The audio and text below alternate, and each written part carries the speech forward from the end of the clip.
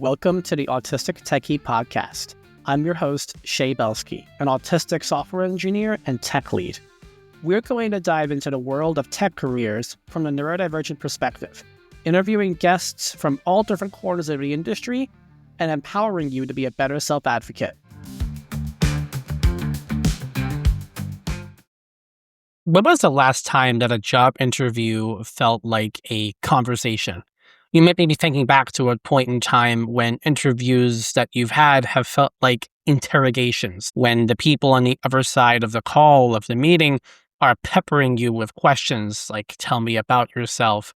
Can you think about a time when you X? Can you tell me about this project? It may seem as though it's one question after the other. And to any neurodivergent person, that can just be overwhelming and ridiculous to have to be ready to answer what feels like every single question under the sun. And all you want to do is crawl into a ball sometimes. I felt that way. It's awful. And I'm sure that you felt that way as well. The reality of the situation is that job interviews are not meant to be interrogations, or not meant to be situations where one side of the conversation holds all the power. Job interviews are meant to be conversations. I'm going to say that a lot throughout the course of this podcast episode, because it's true. When you have a conversation with a regular person, with a stranger, that is generally a two-way, two-sided conversation. You can have more than one person in it, obviously. You can have a multiple-way conversation with multiple different people, but most conversations that you're going to have on average are conversations. There's no one person who generally holds the power or has the influence or is trying to lopsidedly affect specific change in something. You might just be getting coffee with somebody and learning more about them. You might be on a networking call or a mentoring session with somebody, and you have the terms of the conversation set. I have worked with a career coach in the past. I work with therapists. I have been on calls before where I have a very specific goal in mind, and the relationship between me and the other people or the other person in this call is very well defined. If you speak with a therapist, you are working with them on specific things. You are talking to them about how you feel, about your life, about experiences. I'm not going to sit here and tell you what you talk to your therapist about, but the point of that is that you have a relationship with your therapist where you both define the terms of the conversations that you have. The same thing is true when you have a conversation with a partner, with a spouse, with a friend, with a mentor. Sometimes those definitions of the relationships can be a bit vague and wide and broad, but sometimes they're very well defined. And job interviews are no less different. In a job interview, it is your responsibility to not only answer the questions that somebody has, but then also make sure that you have a chance to ask questions that you have about the job and about the employer. You might say to yourself, I have certain questions that I can't find the answer to online. They're not on LinkedIn. They're not on their social media pages. They're not on their website.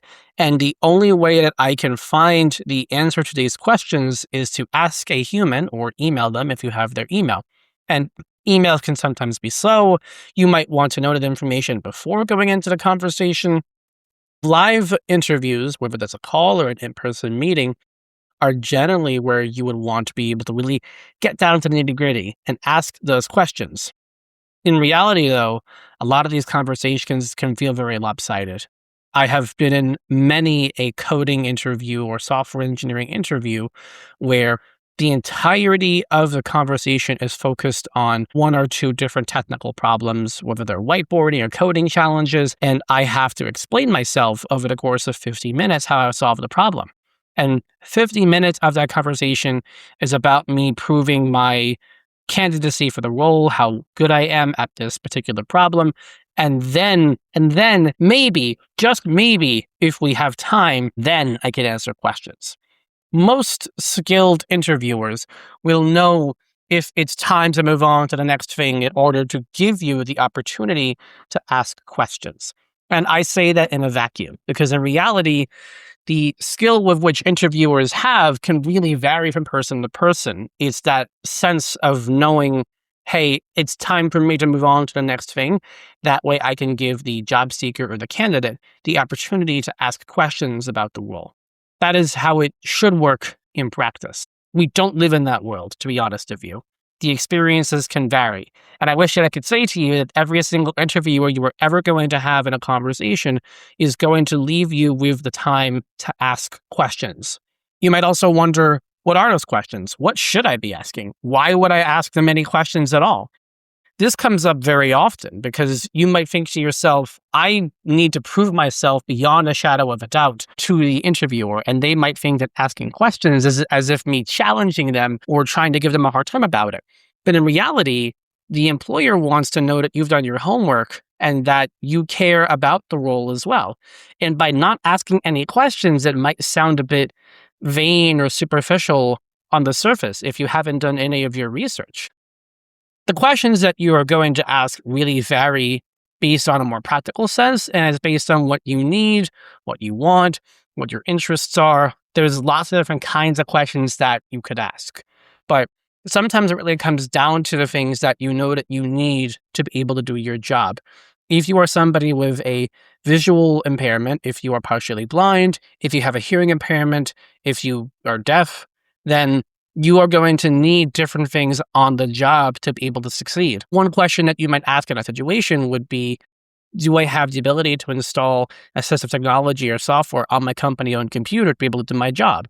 And you can list the software that you could use. And they may say, yeah, sure, no problem. Great.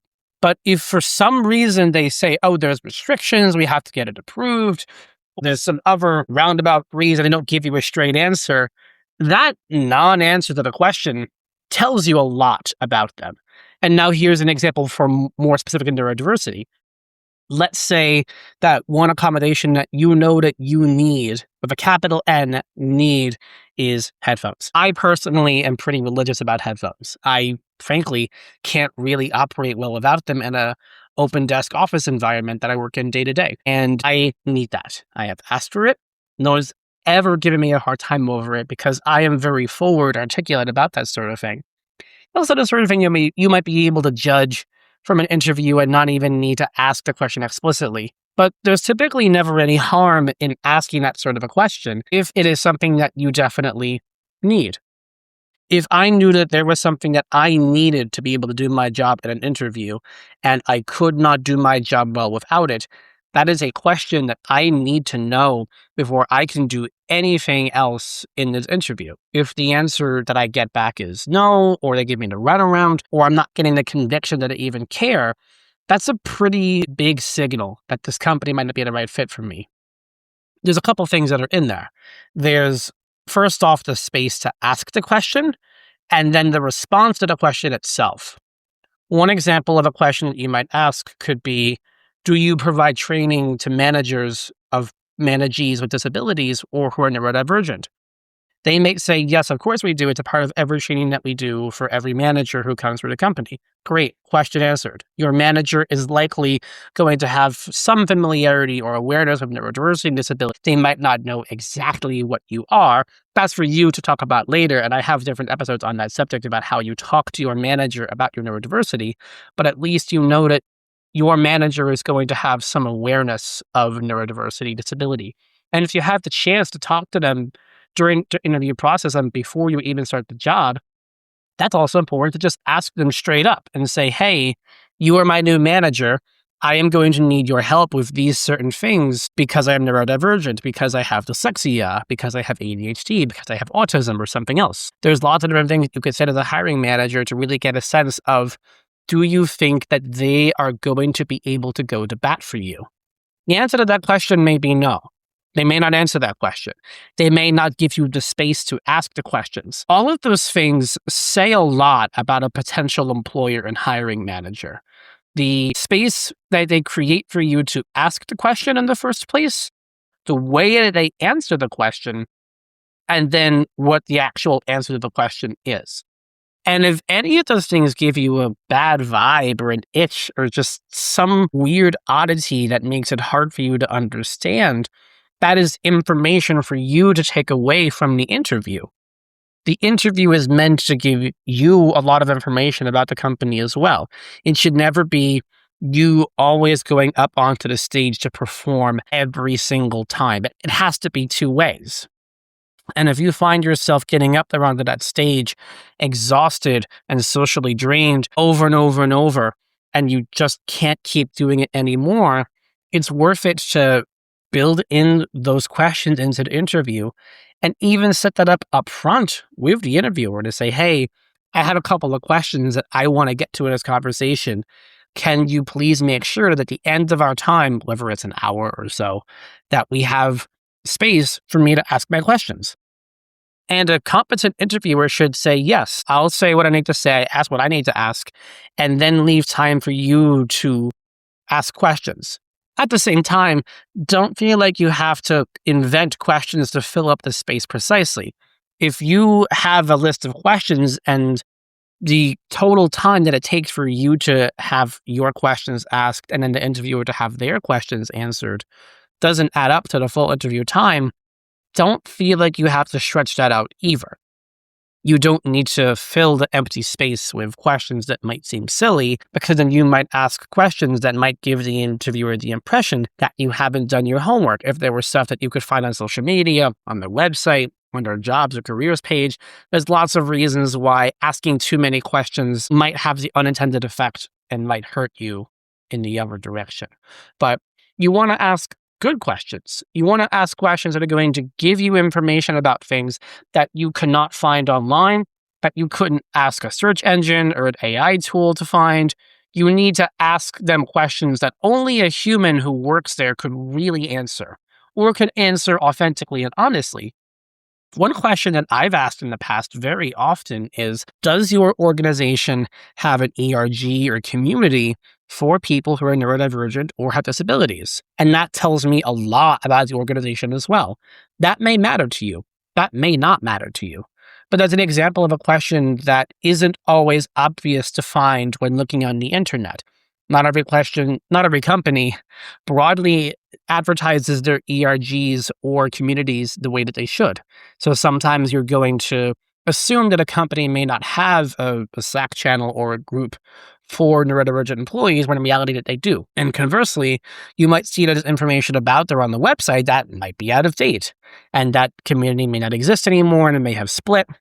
Something that I see happens very often is that you'll have disability community, and sometimes you might have them split into disability and neurodiversity. And not every interviewer is going to strictly know the difference or distinction. And they will say, I don't know the answer, but I will follow up with you. And at least at that point, you have the commitment you're going to get the answer to the question. And it's not something that could be easily or trivially answered by yourself or over email. Asking the question over the call does leave a good impression that you're looking for things and want to get answers to questions that might be challenging to find. And when it all comes down to at the end of the day, there's this sense that you don't want to feel as though you're being peppered over and over and over and over and over until you're blue in the face on the same questions. And you just don't have it to give. I don't think anyone should be expected to constantly be peppered and hammered with questions as if they are in a police interrogation suite trying to have things pull out of their mouth. And it's just exhausting. Like, if you can do that for multiple interviews on end and just have the same answers to the same questions and never have one moment to defend yourself, talk freely about yourself, get to the heart of what cares or what matters to you, then what's going on? That's not always even, no. What is important to you in an interview? You may care about the same things no matter which company it is that you apply to. And if you don't have the answers to those questions, you don't have the ability to honestly make an assessment of if the company is the right fit for you. And that goes two ways. That's the other side as well. Employers need to know if you're the right fit. So that's why asking for accommodations is always helpful. Because if you don't have the right tools to succeed in an interview, then they're not going to be able to judge you or evaluate you fairly during the interview or on the job. And if you are holding back requests for accommodations because you don't want to be a burden on them, that only hampers your ability to have an equitable interview as compared to everybody else. And you may think to yourself, oh, if I ask for an accommodation in the interview process, if I ask this question, they're going to think poorly of me. Well, would you want to work for a company that's ableist like that?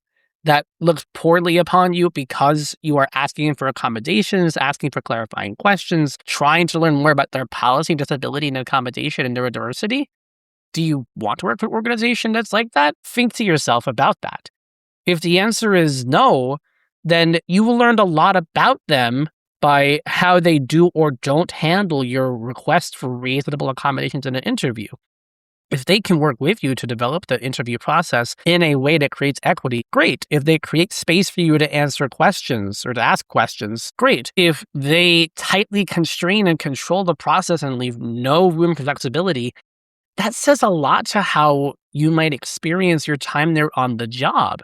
If you're somebody who benefits from some flexibility with things like working from home, assistive technology, having an understanding of your manager, tools of the trade, fidget devices, whatever it is, if they're not going to have any flexibility or give you any amount of time or space to advocate for yourself and say something, that says a lot about how they're going to treat you on the interview and on the job. It's not all doom and gloom, though, because for those organizations that are flexible and are accommodating and want to help you, those are the ones you really want to ace interview for and really prepare for. And I think that speaks a lot to those employers that do care. And there are companies out there who do genuinely care and want to create an equitable interview for you. And for those companies that don't, well, they're losing out on top talent like you. And if you want to work for a company really badly, but they're giving it a cold shoulder on reasonable accommodations and have no respect or comprehension of what it means to be neurodivergent, they're losing out. And you're going to find an employer who respects you, who supports you, and wants you to be as successful as you can.